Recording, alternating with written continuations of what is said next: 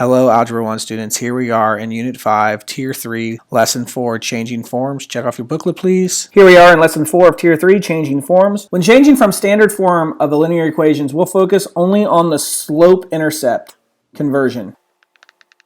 To make this change, we must move the x term to the opposite side of the equation away from the y term. Then we must divide each term by the coefficient in front of the y. Lastly, we must reduce any fractions. So I'll go do a couple examples and show you what I mean. So with this one, is going to be a pretty simple conversion because y doesn't have a coefficient in front of it. Its coefficient's 1. We want to draw a balance point.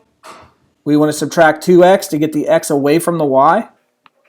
So we get these two x's cancel. So I'm left with y on that side equals negative 2x minus 7. My slope-intercept form, again, would be y equals negative 2x minus 7. Pretty simple. So if y doesn't have a coefficient in front of it, it makes things a lot easier. Now let's go to a little bit more difficult of an example. So here, we got to do the same thing. We want to first move the x. So we have to add 3x to both sides. Here's my balancing point.